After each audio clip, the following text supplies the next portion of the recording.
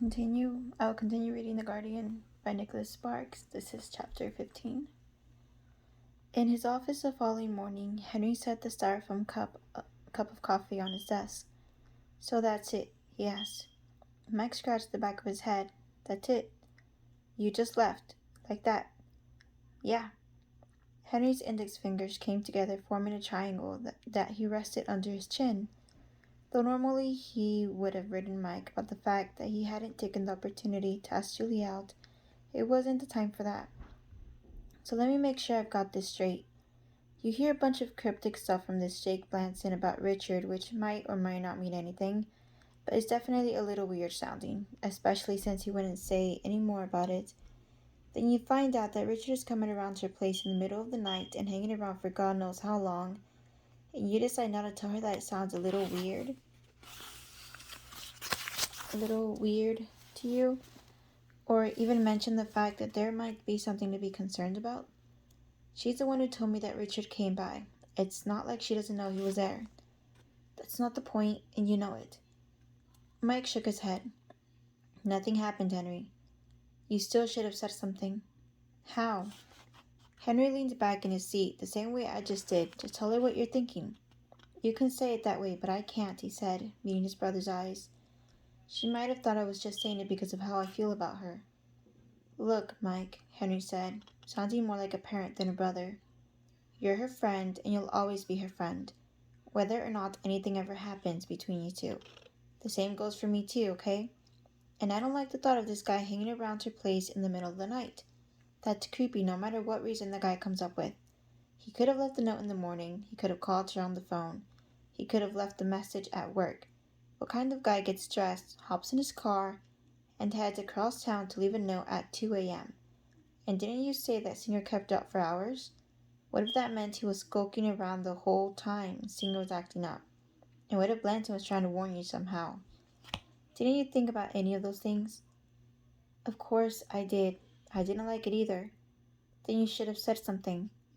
Mike closed his eyes. It had been such a great evening up until that point. "You weren't there," Henry said. "And besides, she didn't seem to think it was odd at all, so don't make this into something bigger than it might be.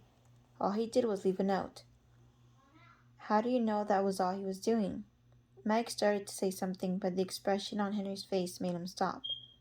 "Look," Henry said, "I'm usually more than willing to let you do your own thing even when you screw up. But there's a time and a place for everything. This isn't the time to start keeping secrets from her, especially about stuff like this. Does that make sense?" After a moment, Mike's chin dropped to his chest. "Yeah," he said, "that makes sense." "But it sounds like you two had a good time," Mabel said. "We did," Julie replied. "You know how he is. He's always a lot of fun." Mabel swiveled in the empty seat as they were talking. No customers were scheduled for another few minutes, and they had the place to themselves. "And your faucet's good to go?" Julie was busy setting up her station, and she nodded. "He put a new one in." "Did he make it look easy, like you wondered why you had to call him in the first place?" "Yep." "Don't you hate that?" "Every single time." Mabel laughed. "He sure is something, isn't he?" Julie hesitated. From the corner of her eye, she saw Singer standing by the front door and staring out the window, as if wanting to be let out. Though Mabel's question didn't require a response, there was an element of seriousness to the possible answer, one that she hadn't stopped thinking about since the night before. She wasn't sure why the evening lingered in her mind. It wasn't exciting. It wasn't even all that memorable. But the night before, with the moonlight streaming through her window and moths beating against the window pane, Mike had not only been the person she'd been imagining before she chilled out to sleep, but also the first one she'd thought about as her eyes fluttered open this morning. Julie's reply came effortlessly as she moved toward the door to let Singer out. "Yes," she said, "he is." "Mike," Henry called out, "you've got company." Mike poked his head out of the supply room. "Who is it?" "Take a wild guess." Before he could answer, Singer trotted up beside him. It was late afternoon by the time Julie marched over to the garage, hands on her hips. She glared at Singer. "If I didn't know better, I'd think this is all sort of a plan to make sure I'd come over here," she said. As soon as she said it, Mike did his best to project his thanks to Singer telepathically. Maybe he's trying to tell you something. Like what? I don't know, maybe that he hasn't been getting enough attention lately? Oh, he gets plenty of attention. Don't let him fool you. He's spoiled rotten. Singer, sitting on his haunches, began scratching with his back leg, as if demonstrating his indifference to what either of them was saying. Mike was unfastening the snaps of his coveralls as they were talking. I hope you don't mind, he said, but this thing is driving me crazy. I got some transmission fluid on it and I've been breathing the fumes all day. So I've got a little buzz going, huh? No, just a headache. I'm not that lucky. Julie watched as he pulled the coveralls down and slipped them off, balancing first on one leg then on another, before balling them up and tossing them into the corner. In jeans and a red t-shirt, she thought he looked younger than he actually was. So what's on your agenda tonight? She asked. Just the usual, saving the world, feeding the hungry, fostering world peace. It's amazing how much a person can do in a night if he puts his mind to it. So true. Mike gave a boyish grin, but as Julie ran a hand through her hair, he was suddenly struck by the same nervousness he'd felt the night before, when he'd first walked into the kitchen. How about you? Anything exciting planned? No, I have a little cleaning to do at home and a few bills to pay. Unlike you, I have to take care of the little things before I set out to perfect the universe. Mike caught sight of Henry leaning against the door jamb as he studied the stack of papers he was holding, pretending not to notice Mike and Julie but making sure his presence was known, so that Mike wouldn't forget what he said earlier. Mike pushed his hands into his pockets. He didn't want to do this. He knew he had to, but he didn't want to. He took a deep breath. Hey, do you have a few minutes? He asked. There's something I'd like to talk to you about. Sure, what's up? Would you mind going somewhere else? I think I need a beer first. Though puzzled by his sudden seriousness, Julie couldn't deny that she was pleased he'd asked. A beer sounds great, she said. A short walk up the street near the edge of downtown, Tizzy's was sandwiched between a pet shop and a dry cleaner's. Like the sailing clipper, it was neither clean nor particularly comfortable. A television blared in the corner of the bar, the windows were chalky with dirt, and the air was filled with smoke that curled above the tables like the contents of a lava lamp. For those who visited Tizzy's regularly, none of those things were important, and there were half a dozen people who practically lived in the place. According to Tizzy Wellborn, the owner, his bar was popular because it had character. By character, Mike assumed he meant cheap booze. On the plus side, Tizzy's wasn't a real sticker for rules. Customers needed neither shoes nor shorts to get service, nor did he care about what customers brought with them. Over the years, everything from samurai swords to inflatable dates had been dragged to the doors. Despite Julie's rigorous denials, it was in this category that Singer also fell. As Mike and Julie settled onto a pair of stools at the far end of the bar, Singer circled once before lying down. Tizzy took their order before setting 2 beers in front of them. Though not as chilled as they could be, they weren't warm, and Mike was thankful for that. In this place, a customer couldn't count on much. Julie looked around. This place is such a dive. I always feel like I'll catch something contagious if I stay for more than an hour. But it's got character, Mike said. Sure it does. Big spender. So what's so important that you felt the need to drag me here? Mike wrapped both hands around the bottle. It's something that Henry said I should do. Henry? Yeah, he paused. He thought I should have said something yesterday to you, I mean. About what? About Richard. What about Richard? Mike sat up straighter in his seat. About him dropping off that note the other night. What about it? Henry thought it sounded a little weird, you know, him coming by in the middle of the night to do it. Julie looked at him skeptically. Henry was worried about that? Yeah, Henry. But you weren't. No, Mike said. Julie took a drink of her beer. Why was Henry so worried? It's not as if Richard were peeking in the windows. Singer would have gone through the glass if that happened, and the note did say there was an emergency, so maybe he left right away. Well, there's something else that happened too. The other day, someone from the bridge crew came into the garage, and he said something kind of weird. Like what? While running his fingernails through the carved grooves in the bar, Mike told her what Jake Blanton had said and went into a bit more detail about Henry's comments. When he'd finished, Julie put her hand on Mike's shoulder. her lips curling slowly into a smile. Oh, that's so sweet of Henry to worry about me like that. It took a moment for Mike to digest her response. Wait, you're not mad? Of course I'm not mad. It makes me feel good to know I've got friends like him who watch out for me. But, but what? Well, uh, Julie laughed, gently nudging Henry's shoulder. Come on, admit it. You were worried too. It wasn't just Henry, was it? Mike swallowed. No. Then why didn't you just say that at the beginning? Why put it all on Henry? I didn't want you to be mad at me. Why do you think I'd be mad at you? Because, well, you know you're dating the guy. And I didn't want you to think, well, I wasn't sure you'd. Mike trailed off, not wanting to say it. You didn't want me to think that you were just saying it so I'd stop seeing him, Julie asked. Yeah. Julie seemed to study him. Do you really have that little faith in our friendship that I just ignored the last 12 years? Mike didn't answer. You know me better than anyone, and you're my best friend. I don't think there's anything you could say to me that would lead me to believe that you're doing it just to hurt me. If there's one thing I'd come to know about you, it's that you're not even capable of something like that. Why do you think I like spending time with you so much? Because you're a good guy. A nice guy. Mike turned away, thinking she might as well have called him an eunuch. Nice guys finish last. Isn't that what people say? Julie used her finger to rotate his face back to hers and met his eyes. Some people. Not me, though. And what about Richard? What about him? You've been spending a lot of time with him lately. She leaned back on her stool as if trying to bring him into better focus. Why, if I didn't know better, I'd say you sound jealous about that, she teased. Mike took a drink of his beer, ignoring her comment. Don't be jealous. We went out on a few dates and had a few laughs. So what? It's no big deal. It's not like I'm planning on marrying the guy. You're not? Julie snorted. You're kidding, right? She paused. But Mike's expression made her answer her own question.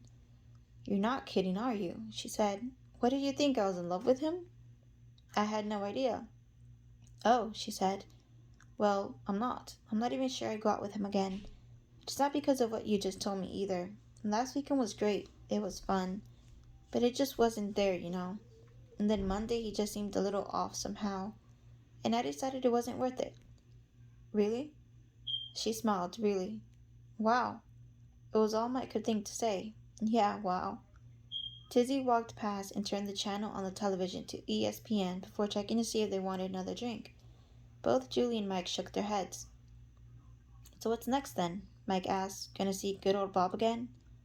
I hope I don't have to. Mike nodded in the dinginess of the surroundings. Julie was luminescent, and he felt his throat go dry. He took another drink of his beer. Well, maybe someone else will come along, he offered. Maybe. Julie rested her chin in her hand, holding his gaze. It won't take long. I'm sure there are a dozen guys just waiting for the chance to ask you out. I only need one, she smiled broadly. He's out there, Mike declared. I wouldn't worry about that. I'm not worried. I think I've got a pretty good handle now on what I'm looking for in a guy. Now that I've been out a few times, things are a little clearer. I want to find a good guy, a nice guy.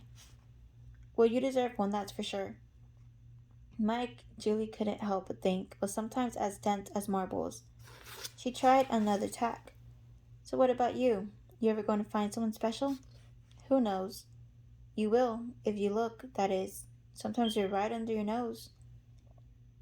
Mike tugged at the front of his shirt. He hadn't realized how hot it was, but he felt as if he might start sweating if he didn't get out of here in a few minutes. I hope you're right, he said. Again, they were silent. So, she said, willing him to say something. So, he said, glancing around the room.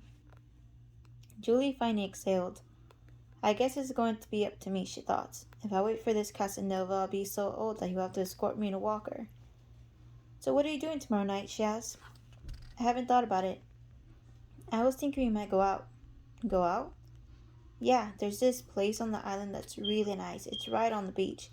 And I hear the food's pretty good. Should I find out if Henry and Emma want to come? She brought her finger to her chin. How about if it's just the two of us? You and me? He could feel his heart thumping beneath his ribs. Sure, why not? Unless you don't want to, of course. No, I want to, he said, a little too quickly, then immediately regretted it. Taking a deep breath, he forced himself to calm down. Be cool, he thought. He gave her his James Dean look. I think I'll be able to work that out. Julie stifled a laugh. Gee, she said, I appreciate that. So you asked her out, huh? Henry said. Mike was leaning like a cowboy in an old western, one knee bent, his foot pressed against the wall, head angled downward. He was setting his fingernails as if the whole thing were no big deal. It was time. Mike gave an elaborate shrug. Well, good. And you're sure it's date? Mike raised his eyes as if Henry's question tried his patience. Oh yeah, it's definitely a date. So how did you do it? Did it just come up? I just worked into it. Slow like. I just let the conversation go that way, and when the time was right, it happened. Just like that, huh? Just like that. Henry said. He knew Mike was lying somehow, but he couldn't quite put his finger on it. It did, after all, sound as if they were going on a date. So what did she say about Richard? Mike brushed his fingernails against his shirt and examined them. I think that's pretty much over now. Did she say that? Oh, yeah. Huh, Henry said. He was drawing a temporary blank as to what to say next. Couldn't tease him, couldn't offer advice, couldn't do anything without first figuring out why the whole sequence of events sounded a little fishy. Well, I guess all I can say is that I'm proud of you. It's about time that you two got the ball rolling. Thanks, Henry. No problem. He motioned over his shoulder. Listen, I've got a little work left in the office and I want to get home at a decent hour, so let me get back to it. You got it. Feeling just about as good as he'd ever felt in his life, Mike lowered his foot to the floor and headed back to the garage a moment later. Henry watched him go, then walked into his office, closing his door behind him. He picked up the telephone, dialed, and a moment later heard Emma's voice on the other end. You're never going to believe what I just heard, he said. What? Henry filled her in. Well, it's about time, she crowed. I know, I said the same thing. But listen, do you think you could get Julie's side of the story? I thought you said Mike told you all about it. He did, but he's leaving something out. Emma paused. You're not planning anything, are you, to sabotage this?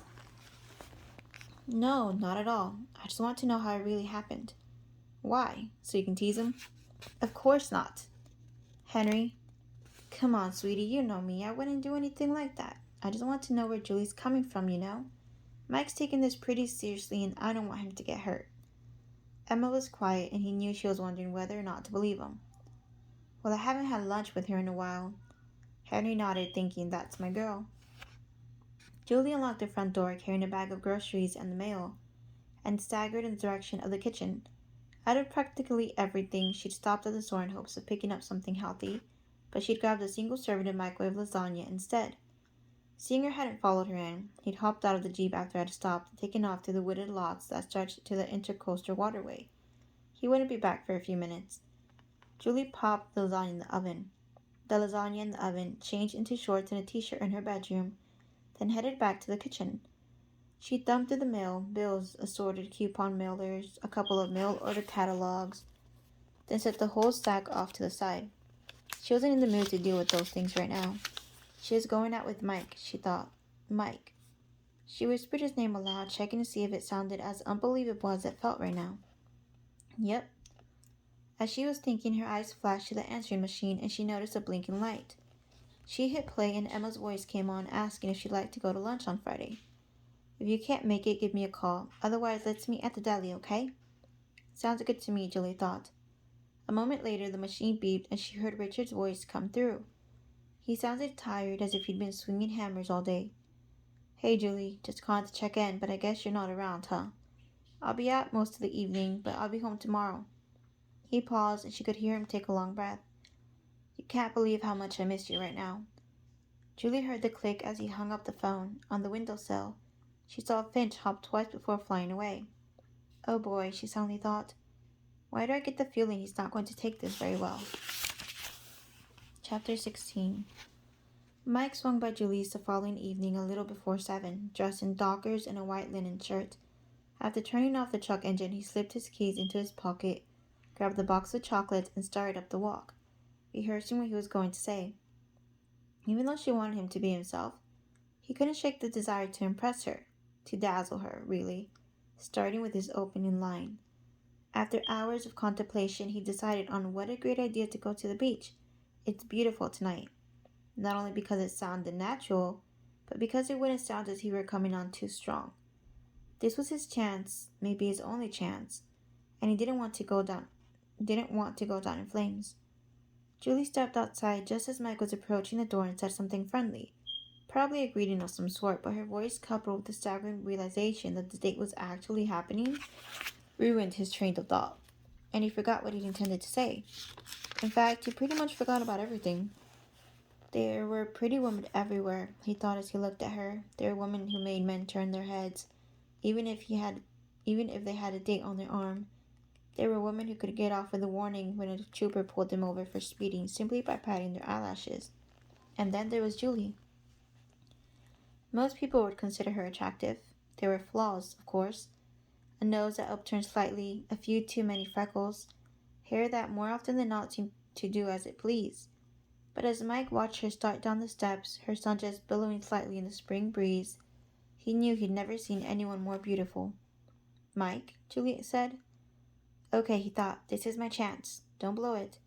I know exactly what to say. Just stay calm and let the words flow naturally. "Mike," Julie said again. Her voice brought him back, everything except the opening line. "Are you okay?" she asked. "You look a little pale."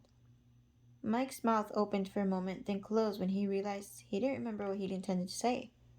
"Don't panic," he thought, beginning to panic. "Whatever you do, don't panic." He decided to just trust himself and took a deep breath. "I brought chocolate," he finally said, holding out the box. Julie looked at him. "I see that. Thank you." "I brought chocolate? That's all I could come up with?"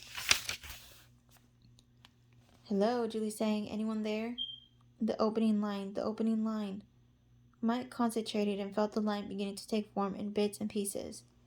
Julie, however, was waiting for him to say something, anything. "You're beautiful at the beach tonight," he finally blurted out.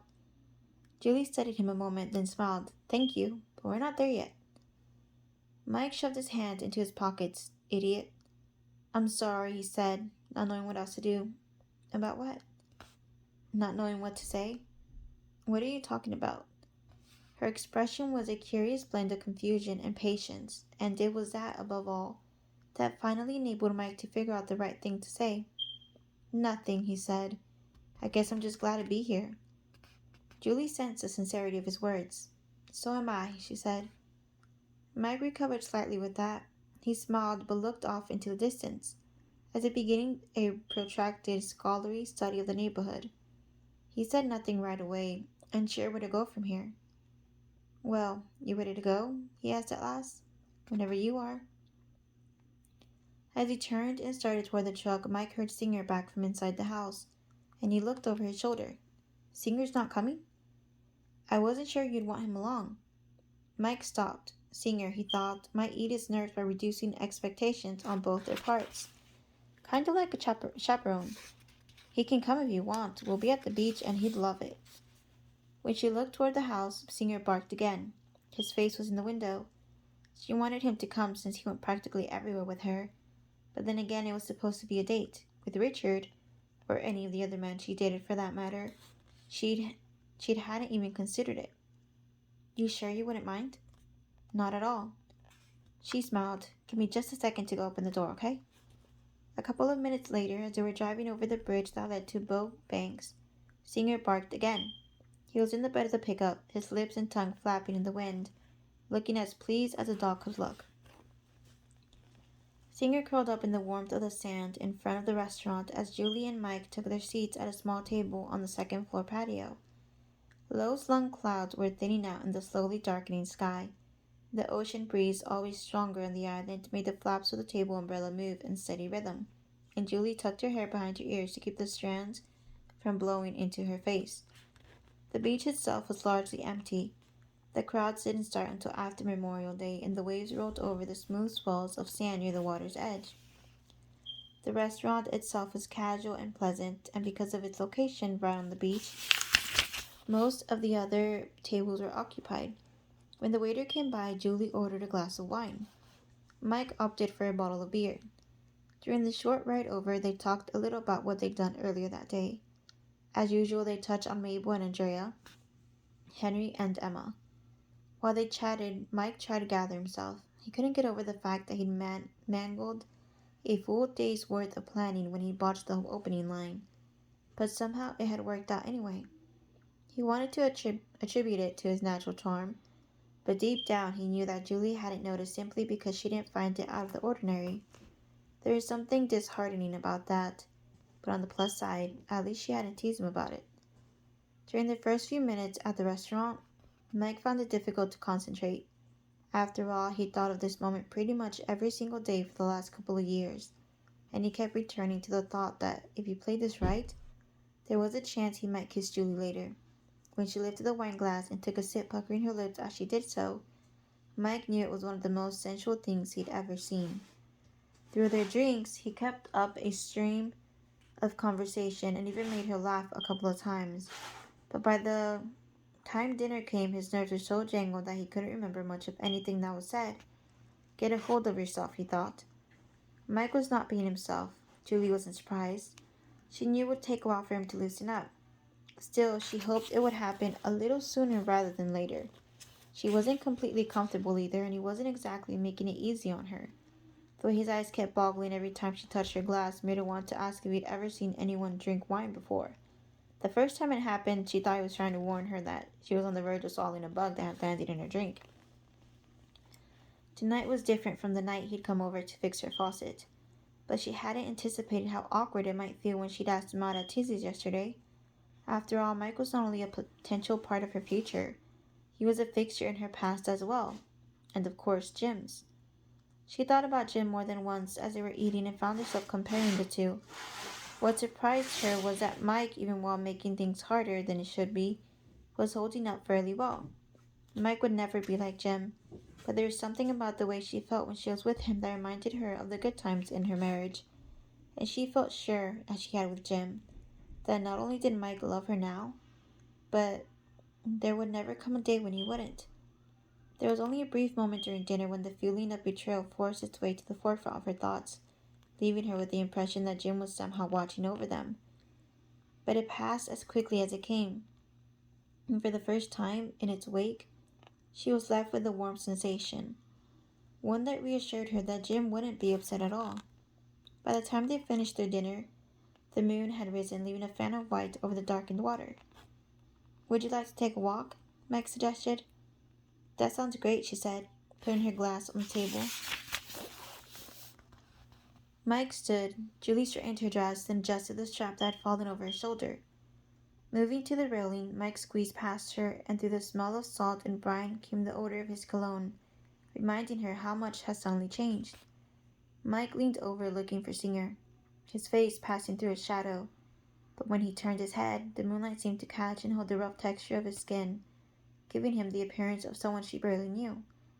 His fingers perched on wrought iron were stained with grease, and she realized once again how different he was from the man who had once walked her down the aisle. No, she thought, I'm not in love with Mike. Julie felt herself begin to smile. Not yet, anyway. "You got kind of quiet there toward the end of dinner," Mike said. They were walking along the water's edge. They had taken off their shoes, and Mike had rolled up his pants, legs to mid-shin. Singer wandered ahead of them, his nose to the ground, in search of crabs. "Just thinking," Julie murmured. Mike nodded. "About Jim?" She glanced at him. "How did you know?" "I've seen that expression lots of times. You'd make a terrible poker player." He tapped the side of his head. "Nothing gets by me, you know." "Yeah? So what was I thinking exactly?" "You were thinking that you were glad you married him." "Oh, now that's going out on a limb." "Was I right, though?" "No." "So what were you thinking about?" "It's not important. Besides, you don't want to know." "Why? Is it bad?" "No." "Then tell me." "All right. I was thinking about his fingers." "His fingers?" "Yeah. You have grease on your fingers. I was thinking that in all the time I was married to Jim, I never saw his fingers look like yours." Mike self-consciously moved his hands behind his back. "Oh, I didn't mean it in a bad way," she said. I know you're a mechanic. Your hands should be dirty. They're not dirty. I wash them all the time. They're just stained. Don't be so defensive. You know what I mean. Besides, I kind of like it. You do? I guess I kind of have to. They come with the package. Mike's chest puffed out as they walked in silence for a few steps. So, do you think you'd like to go out tomorrow night? Maybe we could head into Belfort. That sounds like fun. We might have to leave Singer this time, he added. That's okay. He's a big boy. He can handle it. Is there any place in particular you'd like to go? It's your turn to pick. I've done my duty. And you did it well. Mike sneaked a look at her, reaching for her hand. What a great idea to go to the beach. It's beautiful tonight. Julie smiled as his fingers interlocked with hers. Yes, it is, she agreed. They left the beach a few minutes later when Julie started getting chilled. Mike was reluctant to let go of her hand even when they reached his truck, but he didn't have a choice. He considered taking it again once he was in the car, but she put both hands in her lap and was staring out the side window.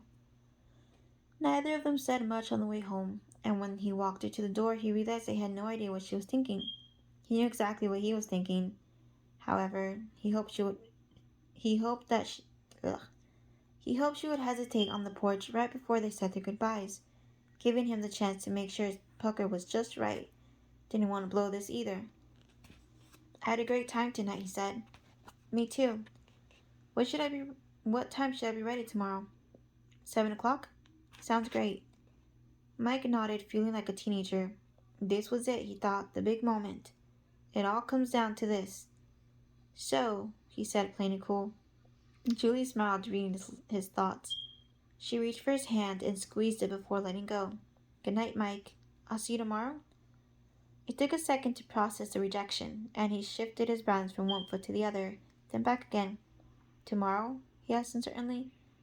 She opened her purse and began searching for the keys. Yeah, our date, remember? She found the keys and slipped one into the lock, then looked at him again. By then, Singer had joined them, and she opened the door, letting him inside. And thanks again for a nice evening. She waved before following Singer into the house. When the door closed behind her, Mike simply stared before he realized she wasn't coming back out. A few seconds later, he left the porch, kicking at the gravel as he made his way to the truck. Knowing she wouldn't be able to fall asleep, Julie began flipping through the pages of a catalog as she sat on the couch replaying the evening. She was glad she hadn't kissed Mike on the porch, though she wasn't sure why. Maybe she just needed more time to adjust to her newfound feelings toward him. Or maybe she just wanted to see him squirm. When he squirmed, he was cute in a way that only Mike could be. And Henry was right. He was fun to tease.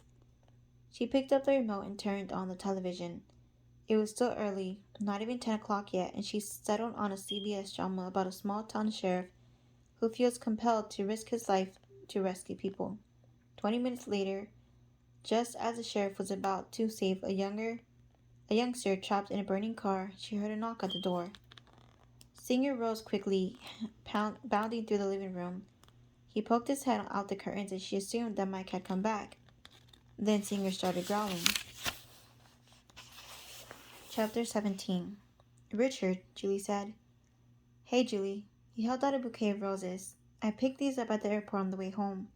Sorry they're not as fresh as they should be, but there wasn't much of a selection. Julie stood in the doorway, Singer by her side. He'd stopped growling as soon as she'd opened the door, and Richard offered an open palm. He sniffed before looking up, making sure the face matched the familiar scent. Then he turned away. Oh, him, he seemed to say. Not thrilled with this, but okay. It wasn't so easy for Julie. She hesitated before taking the flowers, wishing he hadn't brought them. Thank you, she said. I'm sorry for coming by so late, but I wanted to say hi before heading back to my place. It's okay, she said. I called earlier to let you know, but I guess you weren't in? Did you leave a message? No, I didn't have time. They were announcing final boarding and my seat wasn't confirmed. You know how it goes. I left you one yesterday, though. Yeah, she nodded. I got that one. Richard brought his hands together in front of him. So, were you in, he asked. Earlier, I mean. She felt her shoulders give a little. She didn't want to do this now. I was out with a friend, she said. A friend? You remember Mike? We grabbed a quick dinner. Oh, yeah, from the bar that night, right? He said. The guy who worked in the garage? That's the one. Oh, he said. He nodded. Have fun? I haven't seen a lot of him lately, so it was nice to be able to catch up. Good. He glanced off to the side of the porch, then down at his feet, then at her again. Can I come in? I was hoping you might be able to talk for a few minutes. I don't know, she hedged. It's kind of late. I was just getting ready for bed. Oh, he said. That's fine. I understand. Can I see you tomorrow then? Maybe we can have dinner. In the shadows, his features seemed darker, but he smiled as if he knew what her answer was going to be. Julie blinked, holding her eyes closed for an extra instant.